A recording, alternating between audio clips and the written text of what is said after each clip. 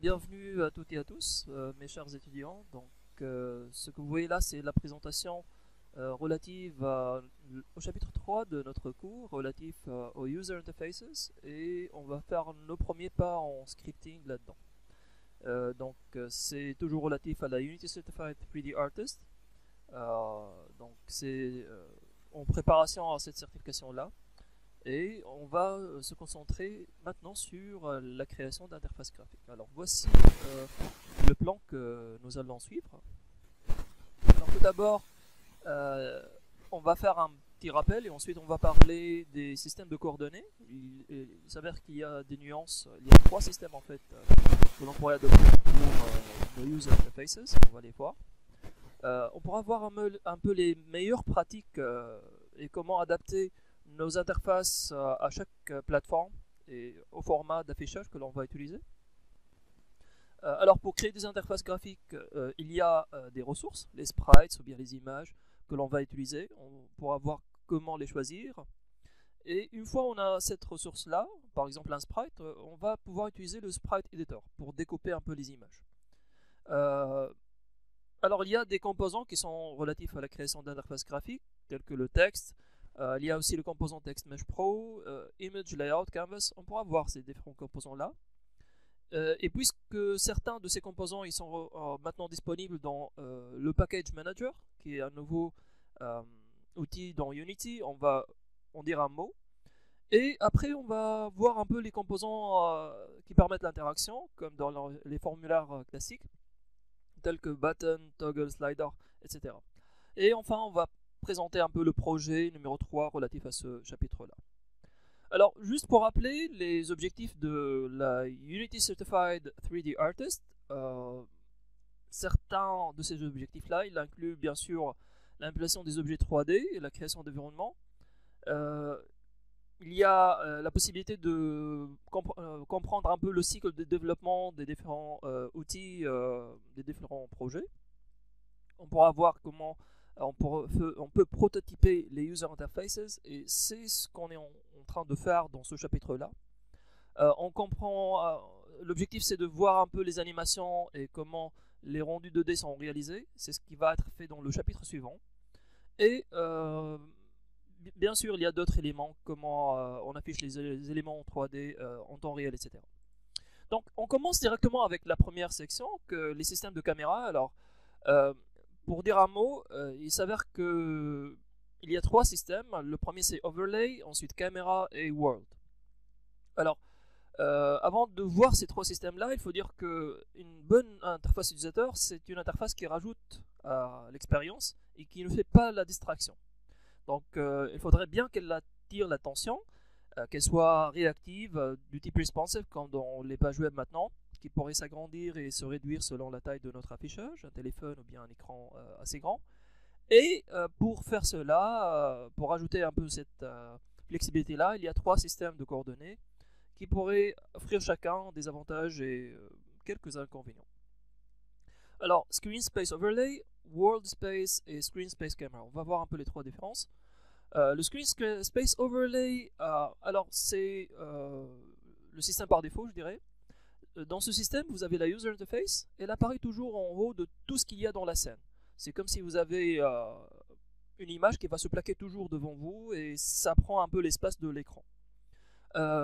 C'est ce qui est montré là. Les deux panels que vous voyez là, ils sont toujours en dessus des trois cubes qui sont présents, et ça c'est le Screen Space Overlay. Et comment ça se passe? En fait, une caméra 3D, elle va filmer notre scène, on obtient le rendu, et notre user interface, elle va venir se plaquer là-dessus. Ça, c'est le Screen Space Overlay. C'est pratique, c'est très efficace, mais parfois on pourrait avoir besoin d'autre chose. Le problème, c'est que c'est toujours devant l'écran, devant nous. On pourrait avoir besoin d'autres configurations. Alors, pour cela, il y a le World Space. Et ça, c'est un système de coordonnées qui est très utile pour la réalité virtuelle, où vous pouvez regarder à côté, voir une interface utilisateur, regarder d'un autre côté, voir une autre interface. Et ça, c'est très pratique lorsqu'on est en train de naviguer en 3D. Effectivement, c'est ce que vous voyez là dans ces deux panels-là. Ils ont des coordonnées 3D, donc, alors que dans l'autre système, dans le Screen Space Overlay, ils n'ont pas de coordonnées, c'est toujours plaqué devant l'écran.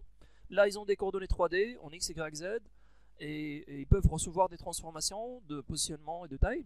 Et donc c'est un objet dans l'espace, c'est comme si c'était un game object qu'on pourrait voir si la caméra se déplace. Et si la caméra elle change d'angle, on pourrait plus le voir ou bien voir une autre interface. Et ça c'est intéressant.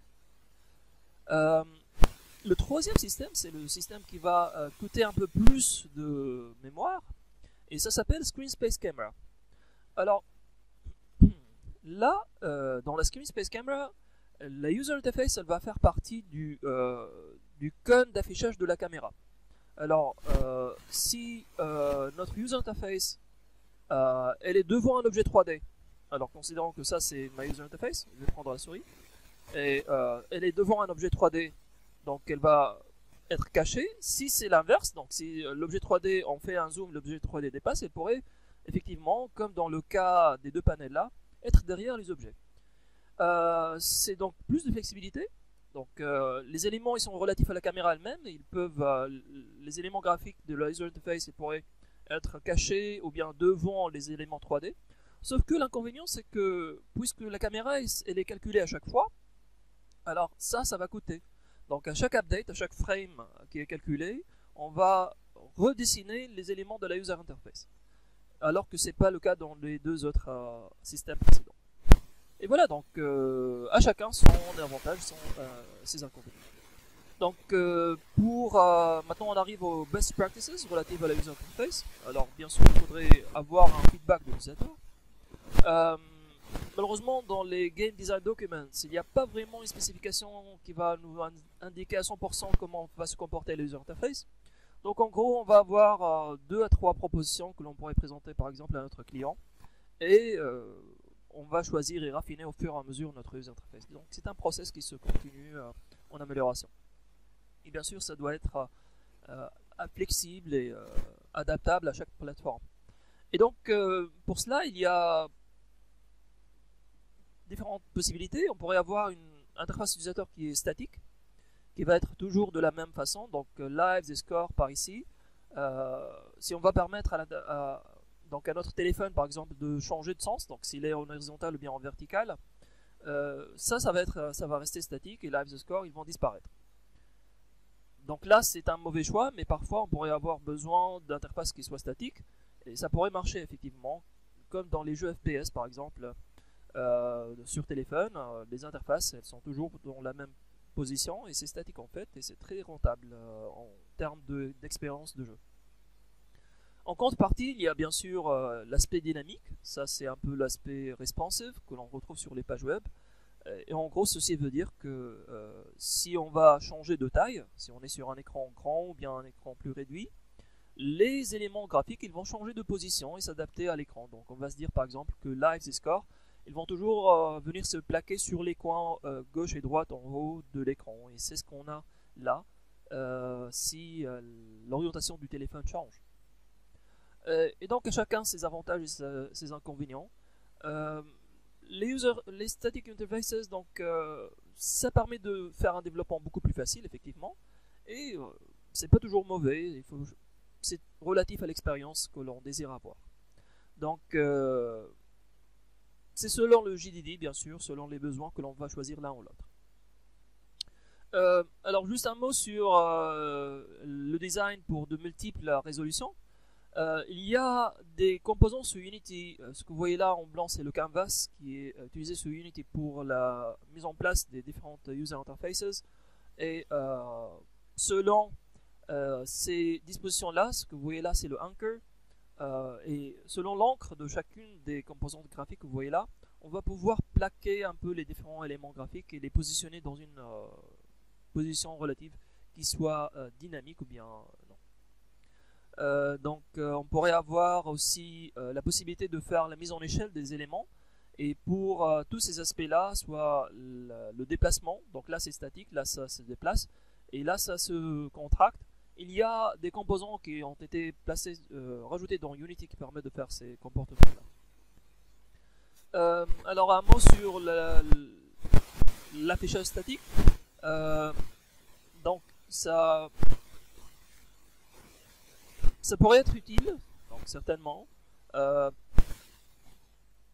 donc, surtout dans les expériences de VR, de réalité virtuelle, ça pourrait être utilisé.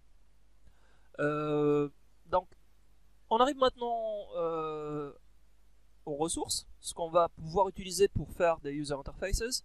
Et là, on rappelle un peu les différents types de ressources d'images que l'on peut avoir sous Unity. Et là, dans Texture Type, là on a Default, mais au lieu de Default, on pourrait avoir d'autres types comme Normal Map, ce qui est utilisé pour l'élévation des textures, la création de relief. Les Editor GUI and Legacy.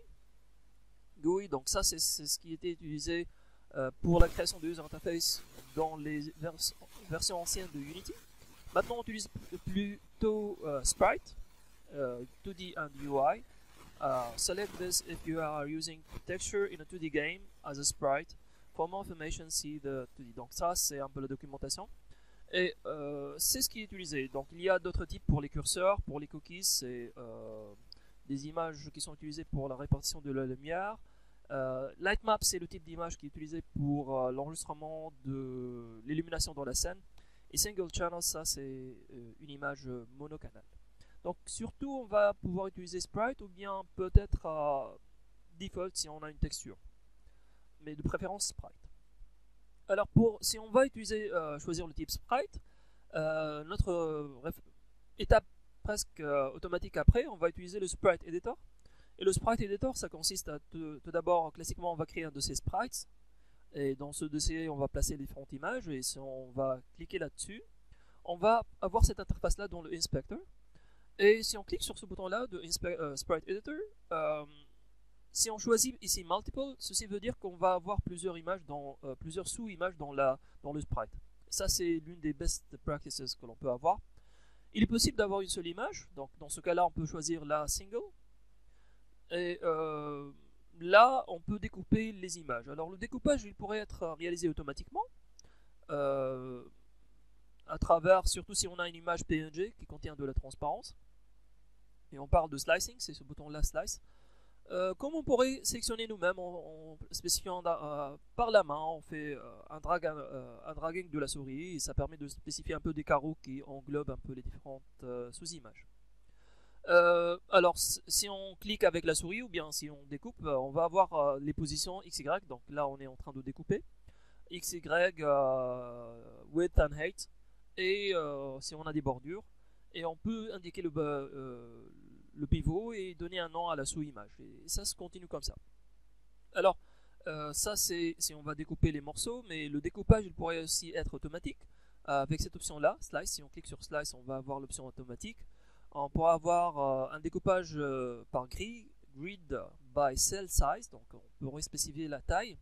On pourrait aussi spécifier le nombre de sous-images, grid by cell count. Donc on pourrait spécifier un peu le nombre de cellules ou bien leur taille, et ça se poursuit automatiquement. Il est même possible de choisir un nombre d'angles pour le rectangle, pour que le découpage soit pas rectangulaire, soit polygonal. Et là, on a 6 côtés qui peuvent être spécifiés par ici. Voilà. Maintenant, pour chaque image qu'on a découpée, chacune de ces images-là, même si on a une seule image, on a une sous-option qui s'appelle le Nine Slicing. Alors le Nine Slicing, ça consiste en quoi? Ça permet en fait d'agrandir une image sans perdre de la qualité. Et en gros, le Nine Slicing, ça, pour une image donnée, on pourrait aussi cliquer là-dedans et on peut spécifier avec des rectangles maintenant qui sont un peu de couleur verte 9 sous-régions de A, B, C jusqu'à I. C'est ce qui est montré là. Et en gros, ces 9 régions, les coins que vous avez A, C, G et I, ils vont pas s'agrandir. Et les autres images, sous-images, B, H, elles vont s'agrandir en horizontal. F et D, elles vont s'agrandir en horizontal. Et pour l'image au milieu, vous pourrez choisir différents types de tiling. Soit c'est étiré, ou bien soit c'est répété. Et c'est ce qu'on voit là dans les options. Donc on pourrait choisir Simple. Ça c'est en prenant cette image là par exemple. Si on choisit l'option Simple, donc ça c'est ce qui est donné par là. Donc c'est un étirement de l'image. Sliced, vous voyez les petits carreaux là, ils sont maintenus. avec la bonne forme, et c'est seulement ce qui est au milieu qui est étiré. Et pour tiled, ça permet de répéter en fait l'image au milieu plusieurs fois. Et c'est intéressant surtout pour la création de background dans l'image et de différents décors. Voilà. On arrive maintenant aux différents composants que l'on pourrait utiliser pour la création de nos user interfaces. Alors, cette interface-là, au lieu de vous montrer ces images-là, mieux vaut vous montrer un peu sur Unity. Alors, là, c'est mon canvas, c'est ce que vous voyez là dans la user interface. Par exemple, si je vais choisir le background et si je vais le déplacer, vous pouvez voir que mon image se déplace par ici. Et sur cette image-là, j'ai ce composant-là qui s'appelle Rect Transform. Et si je vais cliquer sur, par exemple, ici, vous pouvez voir que l'encre a été placée en haut. Si je vais cliquer sur Alt et je clique, vous voyez que toute mon image a été déplacée. Si je clique sur Shift et je clique par là, il y a le pivot et l'encre qui ont été déplacés en bas. Donc là, ce qui est en bleu, c'est le pivot. Si je clique là, ce qui est en blanc, c'est l'encre. Et l'encre, en fait, il pourrait être spécifié. Donc je pourrais même le placer à côté et je pourrais indiquer un peu l'espace qui pourra être occupé par mon interface. Donc je pourrais dire que mon interface, elle pourrait occuper cet espace-là. Et je pourrais la placer au centre, taper sur Shift peut-être, et je pourrais étirer peut-être par ici. Bon, je vais cliquer par là, non. Enfin, donc vous voyez un peu que mon interface, je vais dire qu'elle va toujours être centrée par rapport à un encre à côté. Et je pourrais, disons, toujours forcer mon interface à prendre cette taille là. Voilà, donc si je vais changer de ratio, peut-être que si je vais partir à une autre interface, vous voyez que toujours mon interface elle prend cet espace là. Donc là c'est un autre aspect ratio, 16 neuvième, c'est toujours cet espace là. Si je vais changer vers 16/10, donc mes encres là, ils spécifient un peu le volume qui va être consommé par mon interface. Et voilà, c'est ce qui est montré là. Donc, si je clique sur ce point là, donc je pourrais déplacer mon encre. Si je clique sur Alt, je pourrais déplacer à la fois toute mon interface, je pense. Et si je clique sur Shift, je déplace l'encre et le pivot à la fois. Voilà. Donc ça, c'est le composant qui s'appelle Rect Transform. Ça permet d'afficher un peu les différentes positions de mes objets. Il contient ces différents éléments là et par défaut le Rect Transform il contient pas donc de valeur. Par ici, si je suis dans Screen Space, si je suis dans World Space, les valeurs apparaissent. Donc mon interface maintenant possède une position en X, Y, Z, et dans Screen Space Camera, ça fait partie de la caméra. Et là, il me demande de spécifier un peu la caméra qui va contenir un peu mon interface. Donc si je clique sur Scène, Main Camera, et vous pouvez voir maintenant que ça fait partie de ma caméra et mon menu il apparaît un peu par ici. Donc si je vais regarder ma caméra en 2D et si je vais essayer de déplacer mon canvas, peut-être que non. Donc ça c'est ma caméra. Ouais, vous voyez là c'est au-dessus. Si je vais déplacer un peu côté et là, bon. Donc vous voyez déjà que ça fait partie un peu de la caméra. Si je vais changer mon canvas vers un Screen Space Overlay, donc ça c'est le système par défaut. Et si je fais un double-clic, le voilà.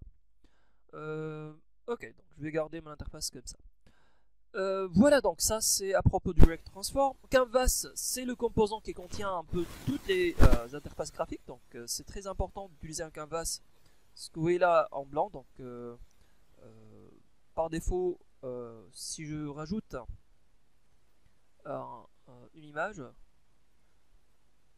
ça fait directement partie du canvas. Vous voyez, donc même si j'ai créé mon image à l'extérieur, Donc par défaut, il est préférable que mon image soit dans le canvas pour qu'elle soit affichée. Si je vais la placer à l'extérieur, elle ne va pas apparaître, vous voyez. Donc c'est un composant qui est vide maintenant, et là ça apparaît. Et c'est très important d'avoir ces éléments-là. Et je pourrais même imbriquer mon image dans le canvas et la placer selon la bonne position. Alors là, je pourrais choisir par exemple un autre sprite. Par exemple, je vais choisir ce sprite-là. Hop. Donc là, je vais dire par exemple mon bouton. Et je pourrais changer mon texte, mon titre, bouton. Et dans bouton, je pourrais rajouter par exemple un autre élément texte. Donc je peux choisir un text mesh pro text. Hop. Et donc je pourrais faire auto size par exemple. Hop. Par ici. Et si je vais réduire un peu la taille, ça va être automatiquement diminué. Et là, je vais choisir le bon texte, donc je vais dire button. Okay. Voilà, donc ça c'est mon bouton. Je pourrais par exemple le déplacer un peu en bas.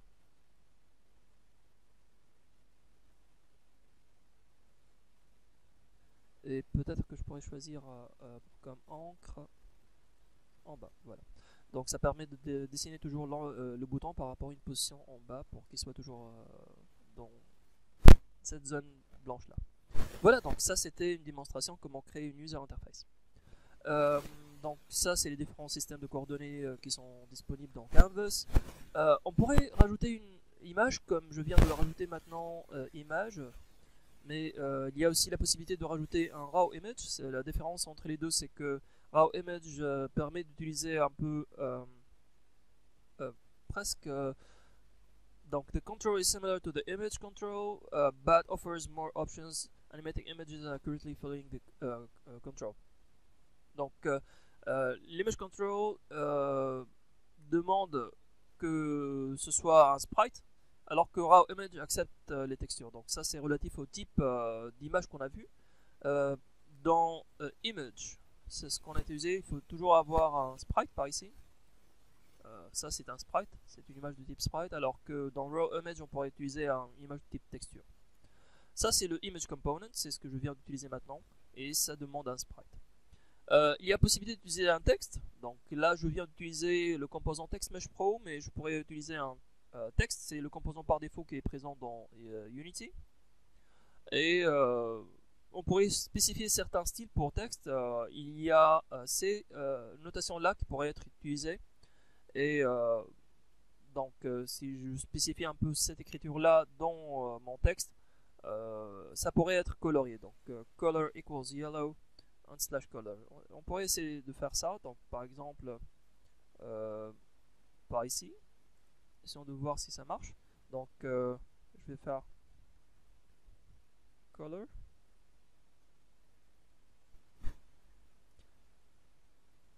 equals yellow et partir vers la fin et mettre en / color. Et ici on va regarder ce qui se passe. Oui, alors là déjà la couleur il a changé en jaune. C'est valide aussi sous Text Mesh Pro.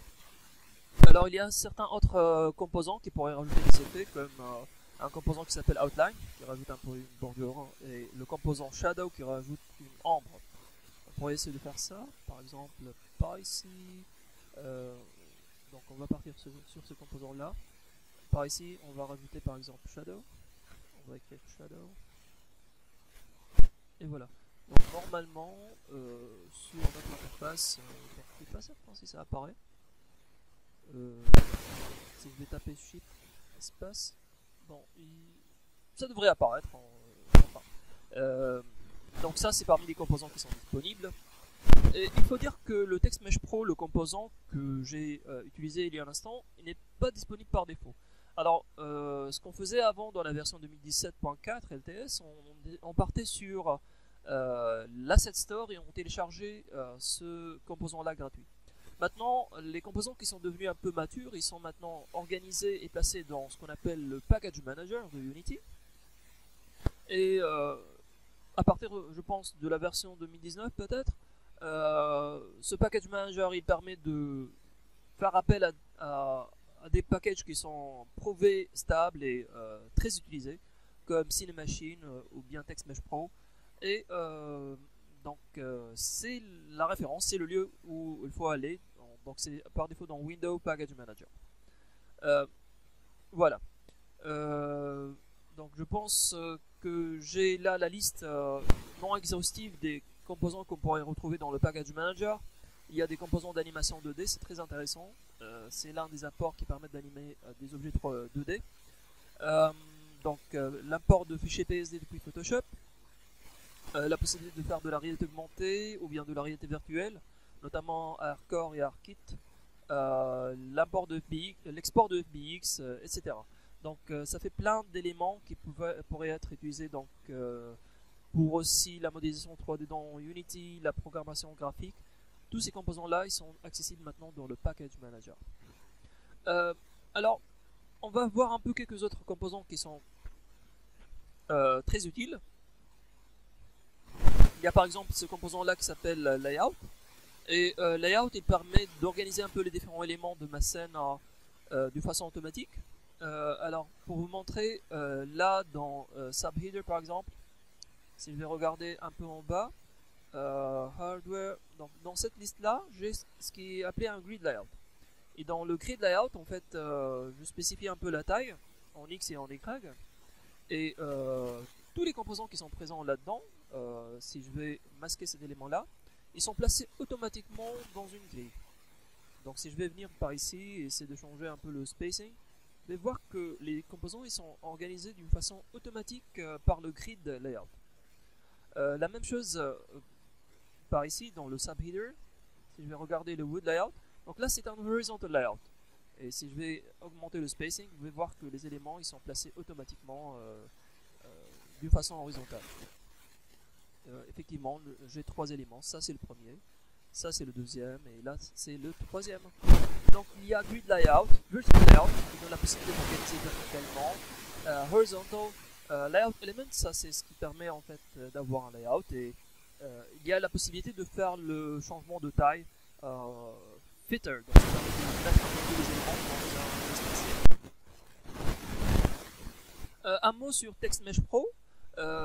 Pourquoi c'est utilisé? En fait, ça permet de créer un atlas c'est une image qui affiche un peu toutes les lettres et formes et numéros que l'on pourrait utiliser. Et cette image-là, Atlas, elle est exportée avec le projet et ça permet une utilisation rapide de notre police d'écriture qu'on a choisie. Donc, un exemple d'appel à TextMesh Pro, donc vous pouvez voir là, Using TM Pro, ça c'est la bibliothèque.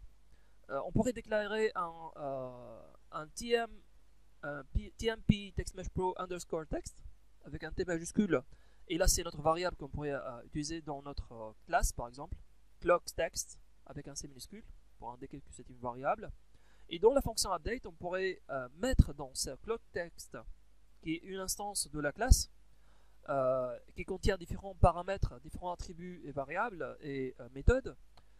Dans l'un de ces attributs qui s'appelle text, avec un T minuscule, c'est un attribut qui est présent par défaut dans la classe TMP underscore text. Dans ce texte-là, on pourrait afficher par exemple la date. Donc cette fonction-là, datetime.now.toString, ça permet de convertir la date actuelle en une chaîne de caractères, et puisque c'est dans update, donc c'est affiché quotidiennement.